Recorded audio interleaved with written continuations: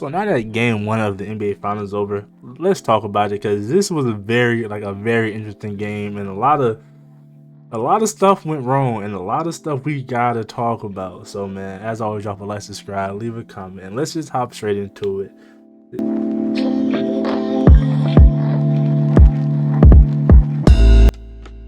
Point one, Jason Tatum did not show up this game, and it was to be expected because Jason Tatum is one of those players that when he's on, and he's giving you 30. When he's not on, and he's probably giving you a stinker.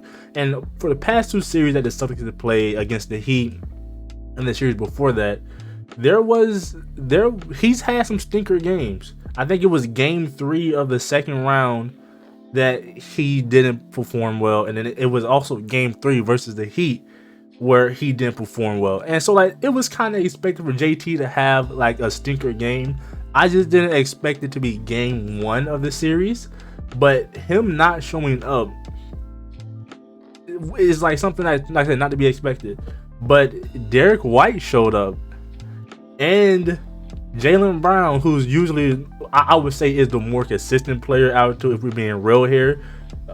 But those two players showed up, and Derek White hit a lot of big shots. Jaylen Brown, a lot of big shots, and Al Horford looked like he's in his prime again. Hit like 2 back-to-back threes that really hurt the Warriors. And for the majority of this game felt like it belonged to the Warriors, because in the first quarter, Stephen Curry had 21 points. In the second quarter, he didn't even score at all, and it was just this felt like this belonged to the Warriors, even though I believe the biggest lead before like the fourth quarter was like 13 points by the Warriors. It felt like this belonged to the Warriors. Everything was going for Steph Curry. Then in the second quarter, he didn't score, I believe they said. And at first I was concerned about like what's going on with the Boston Celtics defense, because I don't know if it was Ime Udoka's plan or like was it just miscommunication from the Celtics. Like they were playing drop coverage against Stephen Curry, and that's not something you do. And for like the first 2 quarters, I was concerned because I was like, that's not something you do. And Steph Curry took advantage of that. And like I said, this was the Steph Curry game. The game is pretty much over right now, and I thought it was going to go to the Warriors. And then in the third quarter, it felt like the Warriors, I think they outscored the Celtics like 25 or 30 to like 16 or something like that. So everything in this game said this goes to Golden State. But in the fourth quarter, like towards the end of the third and like fourth quarter, things started to fall apart. And as like throughout most of the game, Klay Thompson didn't play too well. Draymond, you don't expect Draymond to come out here and give you 30. Jordan Poole didn't play too well. Andre Iguodala looked pretty good when he came back. He hit a 3. Played some good defense. He looks good. But like I said, it belonged to the Warriors, and I guess the defensive plan by Ime Udoka changed, and things, as you see, the Boston Celtics got the win. And I was like I said, I was completely expecting like this to go to the Warriors. Like everything showed me to go to the Warriors, and then the offense for the Warriors this game, it looked stagnant. Cause this game was all Stephen Curry.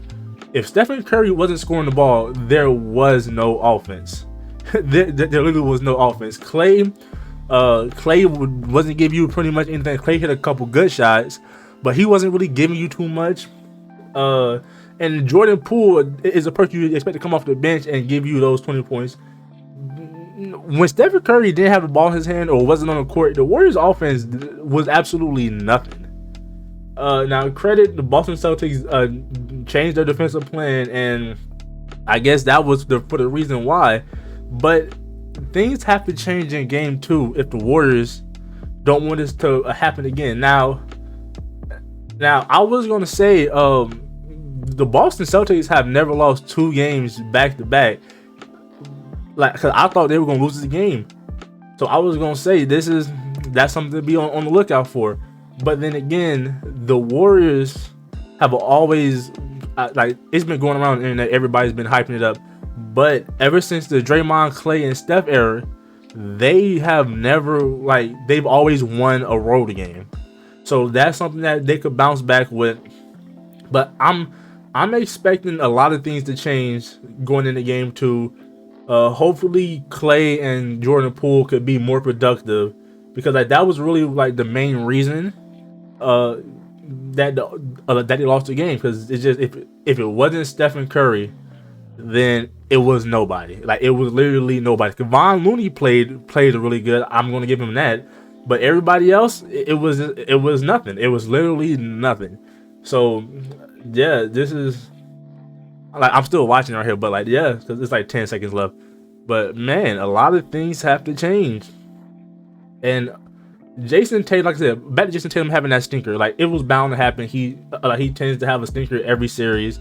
So that's also a thing the Warriors have to be concerned about, because I believe Jason Tatum doesn't, he's not going to give you back-to-back stinker games, and he was bound to have one, and it's all happened to be in game 1. So I don't think for the rest of the series he's going to have a stinker game. So that's something to be to really look out for. But yeah, man, surprise W, because I honestly had the Warriors win this game, but hey man, things change. A lot of things have to change. But yeah, shout out Derek White for showing up. Shout out Jaylen Brown. Jason Tatum didn't show up, but hey man, it is what it is, man. It is what it is. Yeah, a lot of things got to change, man. A lot of things got to change for game 2. But yeah, man, I'm out of here. Peace. Oh, drop a like, subscribe, leave a comment. I'm out of here. Peace.